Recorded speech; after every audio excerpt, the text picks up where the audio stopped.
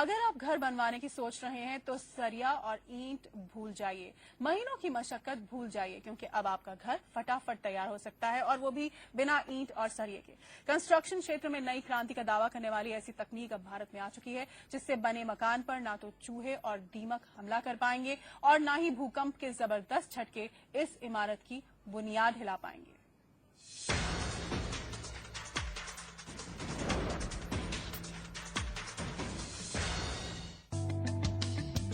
है ना ये घर बेहद खूबसूरत और आलीशान, लेकिन आपको शायद यकीन नहीं होगा कि ये शानदार इमारत बस एक हफ्ते में तैयार हुई है, वो भी बिना ईंट और सरिया के। चंडीगढ़ से सटे हरियाणा के पंचकुला में यह अजूबा मकान बनाया है एनफोकस कंपनी ने। एनआरआई उद्योगपति सरबजीत ग्रेवाल ने कंस्ट्रक्शन टेक्नोलॉजी का नमूना हिंदुस्तान को दिखाने के लिए 17 मई से इस बिल्डिंग का काम शुरू कराया। फटाफट निर्माण सामग्री के टुकड़े जोड़े जाने लगे और 24 मई बीते बीते लोगों के सामने खड़ा था ये शानदार बंगला। कि आज की हालत में, आजकल के दिनों में शेल की कॉस्ट जो हमने यहाँ एनालिसिस किया है वो 800 रुपए पर स्क्वायर फुट के तकरीबन हिसाब से कन्वेंशनल बिल्डिंग बनती है, लेकिन उसको बनाने में 6 से 9 महीने लगते हैं। हम देते हैं तकरीबन 900 रुपए पर स्क्वायर फुट, लेकिन हम देते हैं 8 दिन के अंदर।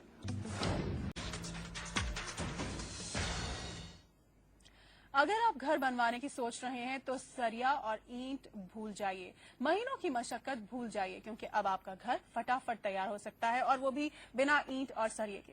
कंस्ट्रक्शन क्षेत्र में नई क्रांति का दावा करने वाली ऐसी तकनीक अब भारत में आ चुकी है, जिससे बने मकान पर ना तो चूहे और दीमक हमला कर पाएंगे और ना ही भूकंप के जबरदस्त झटके इस इमारत की बुनियाद हिला पाएंगे।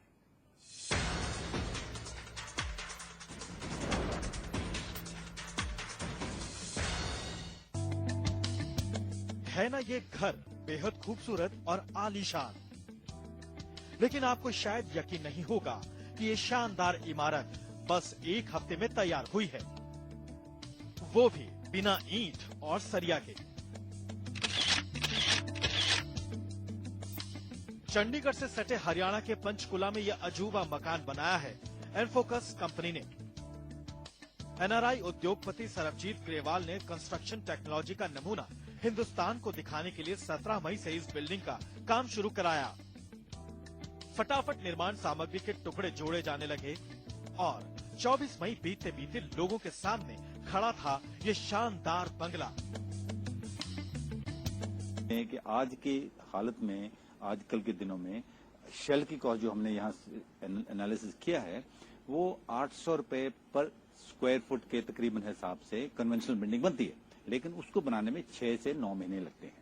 हम देते हैं तकरीबन 900 रुपए पर स्क्वायर फुट, लेकिन हम देते हैं 8 दिन के अंदर।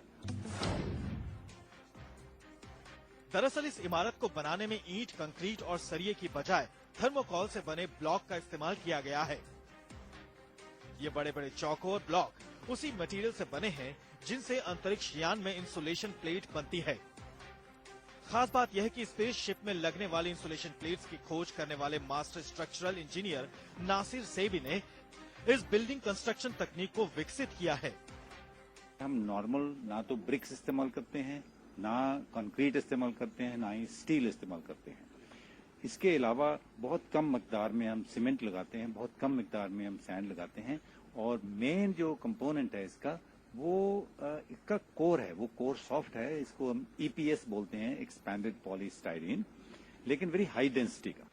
भारत में कोई भी बिना ईंट और सरिये के मजबूत मकान के बारे में सोच भी नहीं सकता, लेकिन आप ये जानकर हैरान रह जाएंगे कि ये मकान जितना खूबसूरत है उतना ही मजबूत और सुरक्षित भी। थर्मोकॉल ब्लॉक में मकान बनाने वाले इंजीनियरों का दावा है कि ये मकान रिक्टर स्केल पर 9 की तीव्रता वाले भूकंप का झटका भी आसानी से झेल सकता है। इस मकान पर 2000 डिग्री सेल्सियस तापमान पैदा करने वाली आग से भी कोई खतरा नहीं है। इस मकान में इस्तेमाल मटेरियल दीमक से भी पूरी तरह सुरक्षित है। तो प्रोजेक्ट हम यहाँ पर कर रहे हैं, ये एक नई टेक्नोलॉजी है, इसको हम बोलते हैं सैब। सैब का मतलब है साइबी ऑल्टरनेट बिल्डिंग टेक्नोलॉजी।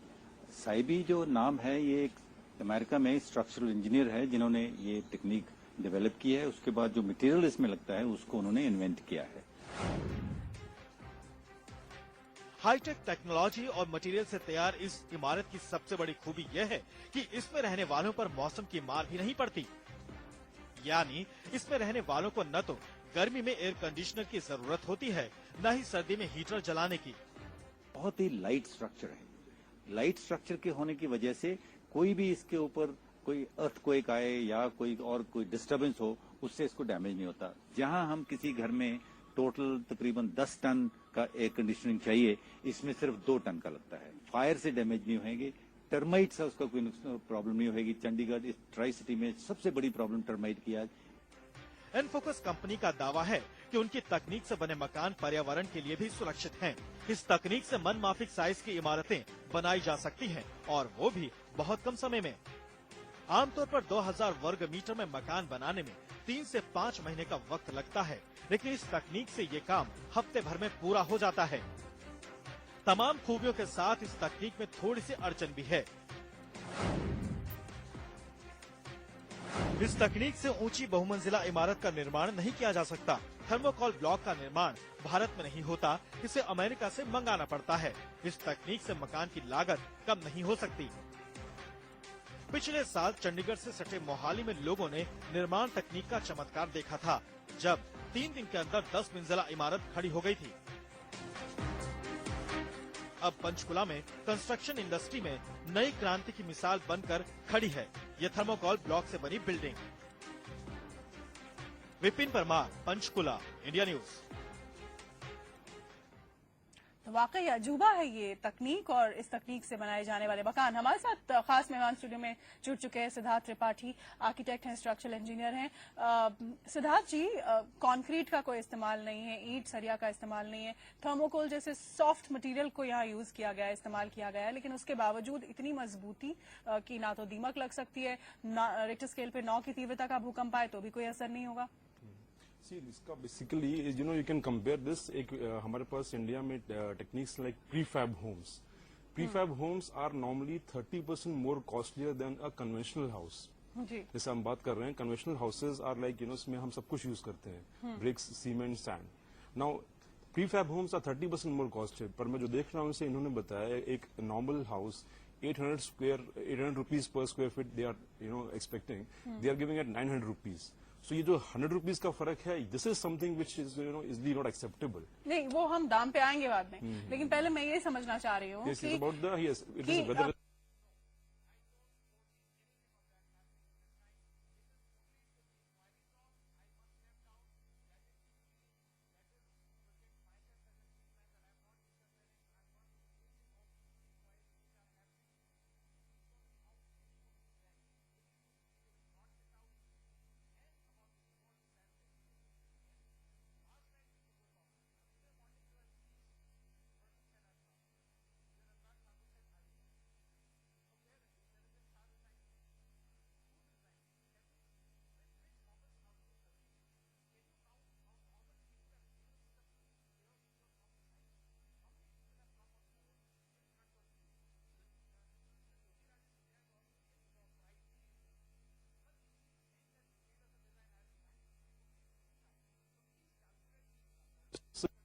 ये लोग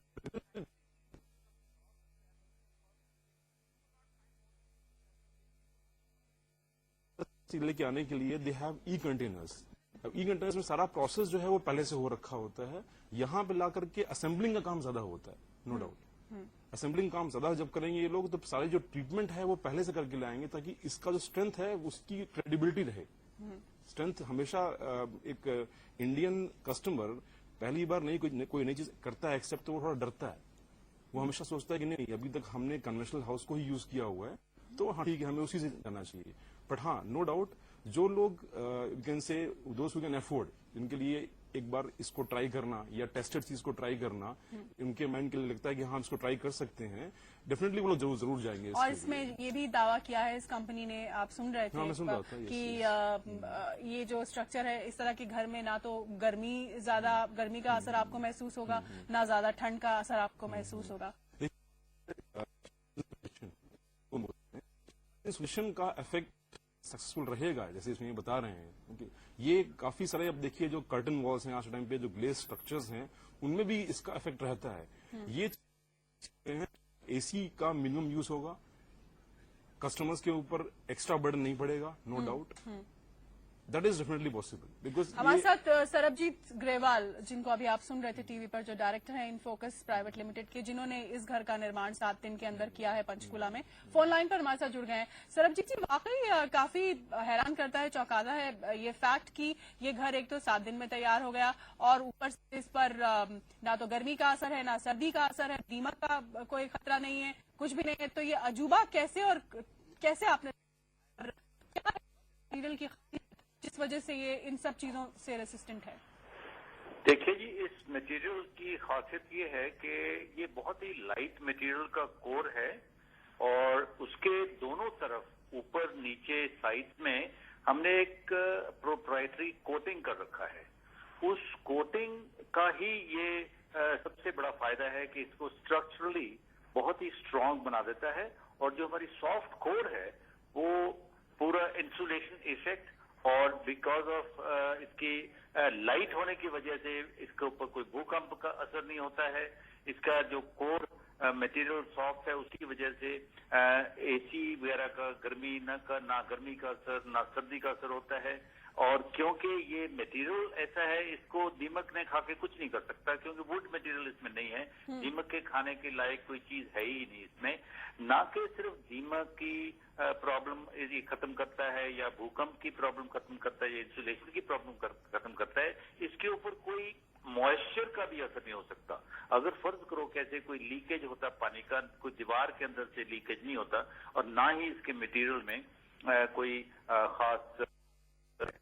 तो और इससे बड़ी बात यह है, जो फ्लोरिंग के अंदर जब हम चलते हैं, सर्दी के अंदर हमारे पैर ठर जाते हैं, तो वो बिल्कुल नहीं होता सर्दियों के अंदर। ये फ्लोरिंग इसका भी नॉर्मल टेम्परेचर पे ही रहता है सर्दियों में, और गर्मियों में अगर कोई मार्बल फ्लोरिंग है या सर्दियों में मार्बल फ्लोरिंग है, तो उसका टेम्परेचर के ऊपर। लेकिन एक आखिरी सवाल ये कि जैसे कि हमारे स्टूडियो के एक्सपर्ट ने बताया कि थर्मोकोल ब्लॉक्स जो है वो इम्पोर्ट करने पड़ते हैं, भारत में नहीं निर्मित होते, तो लागत ज्यादा आती है इन मकानों की। तो भारत के पॉइंट ऑफ व्यू से ज्यादा महंगे नहीं होंगे ये मकान इस तरह के? नहीं, बिल्कुल नहीं, ये बात ऐसे नहीं है। भारत में तो थर्मोकोल की बहुत ही मैन्युफैक्चरिंग होती है, हर एक जगह पर ही इसके मैन्युफैक्चरिंग प्लांट्स लगे हुए हैं। हाँ, ये एक बात बहुत जरूरी है कि जो थर्मोकोल हम इस्तेमाल करते हैं उसकी हम डेंसिटी बढ़ा देते हैं, उसका जो वजन है वो बढ़ा देते हैं। जैसे कि जो आम पैकेजिंग में आप थर्मोकोल देखते हैं, उसकी डेंसिटी होती है 3 या 4 kg पर क्यूबिक मीटर। जो हमें मिनिमम चाहिए डेंसिटी, वो 24 kg पर क्यूबिक मीटर होता है, और वो यहाँ पर जो जितनी मैन्युफैक्चरिंग प्लांट्स हैं वो बना सकते हैं बिना किसी प्रॉब्लम के। तो जो हम चीज यहाँ इंपोर्ट करते हैं,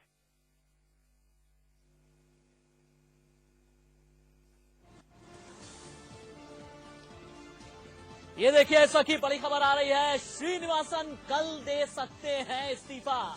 अभी अभी अगर आपने टीवी सेट अपना ट्यून इन किया हो तो इस वक्त की बड़ी खबर है, कल चेन्नई में 11 बजे बीसीसीआई की आपात बैठक है, और श्रीनिवासन कल ही इस्तीफा दे सकते हैं। अब इसके बाद बड़ा सवाल ये पैदा होता है कि अंतरिम अध्यक्ष कौन बनेगा। तो अंतरिम अध्यक्ष में जो नाम आ रहा है वो पूर्व बीसीसीआई अध्यक्ष शशांक मनोहर का नाम आ रहा है। अंतरिम अध्यक्ष शशांक मनोहर बन सकते हैं। कल चेन्नई में 11 बजे बीसीसीआई की एक आपात बैठक, एक इमरजेंसी मीटिंग होने जा रही है, और ऐसी खबरें आ रही हैं कि श्रीनिवासन कल इस्तीफा दे सकते हैं। कल यानी रविवार को चेन्नई में सुबह 11 बजे बीसीसीआई की इमरजेंसी मीटिंग बुलाई गई है। एन श्रीनिवासन पर लगातार दबाव बन रहा था, जिसे देखते हुए बीसीसीआई अध्यक्ष श्रीनिवासन ने कल वर्किंग कमेटी की बैठक बुलाई, और अब ये कहा जा रहा है कि श्रीनिवासन इस्तीफा दे सकते हैं। राजीव शुक्ला आईपीएल कमिश्नर, उनका कहना यह है बैठक के बाद कोई भी बड़ा ऐलान हो सकता है। अनुराग ठाकुर ने, बीसीसीआई के संयुक्त सचिव हैं अनुराग ठाकुर ने, श्रीनिवासन से बैठक बुलाने की मांग की थी। इस बैठक में बीसीसीआई के सभी सदस्य शामिल होंगे। मेरे साथ मौजूद है मेरे वरिष्ठ सहयोगी राकेश सिंह फोन लाइन पर लाइव। राकेश, क्या अभी यह माना जाए कि श्रीनिवासन की कुर्सी का फाइनल काउंटडाउन शुरू हो गया है और उनका विकेट गिरने में अब बस चंद घंटे ही बाकी हैं?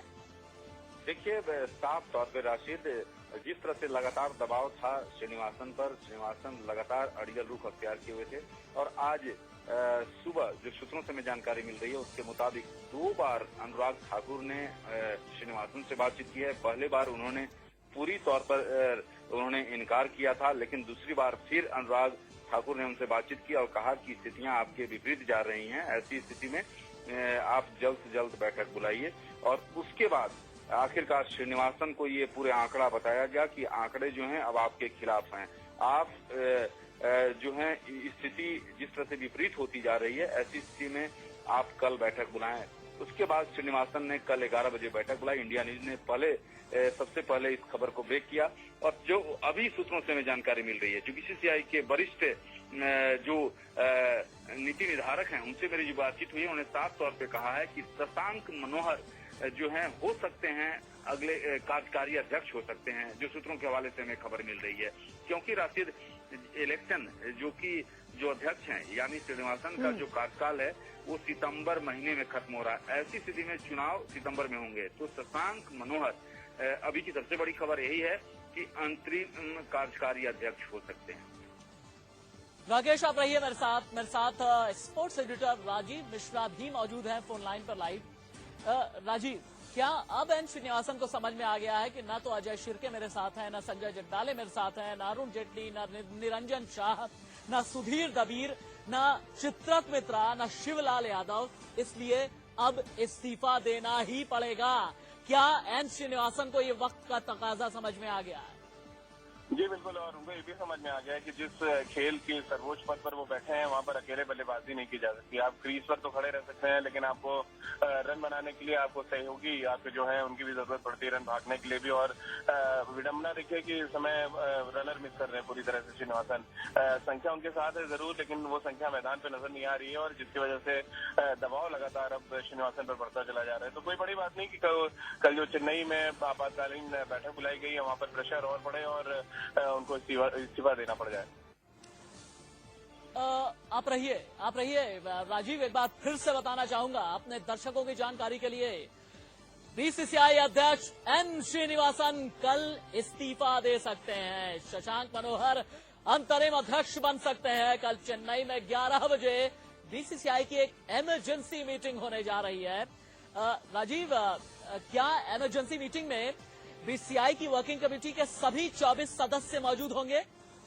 जी बिल्कुल होंगे। देखिए, जब भी वर्किंग कमेटी की बैठक बुलाई जाती है उसमें खासतौर से जो 5 राज्य हैं जहां से वाइस प्रेसिडेंट चुने जाते हैं, जो 5 क्रिकेट संघ हैं उनकी बात करें, वो उनका होना अनिवार्य है। साथ में बोर्ड प्रेसिडेंट, कोषाध्यक्ष और सेक्रेटरी, इन सभी लोगों का होना अनिवार्य, क्योंकि अब 2 पद रिक्त हो चुके हैं, खाली हो चुके हैं और इस वजह से श्रीनिवासन पर अब जिम्मेदारी थोड़ी सी और बढ़ गई है। तो जो प्रेशर बन रहा है, जैसे कि मैंने पहले कहा कि जिस खेल के सर्वोच्च पद पर वो बैठे हैं राशिद, वहां पर अकेले आप नहीं खेल सकते हैं। आपको अगर रन बनाना है तो फिर आपको अपने सहयोगी की मदद लेनी पड़ेगी और यहाँ पर सहयोगी जो है वो धीरे धीरे श्रीनिवासन के लिए कम होते चले जा रहे हैं और दबाव उन पर लगातार बढ़ता चला जा रहा है।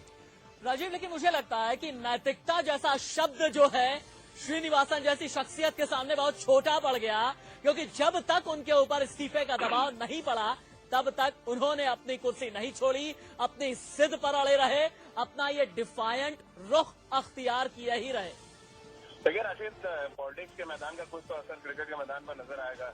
नैतिकता शब्द के मायने अगर पॉलिटिक्स के मैदान पर अब शून्य हो चुके हैं, तो क्रिकेट के मैदान पर अगर ये डबल शून्य में से नजर आ रहा है तो बहुत आश्चर्य की बात नहीं होनी चाहिए।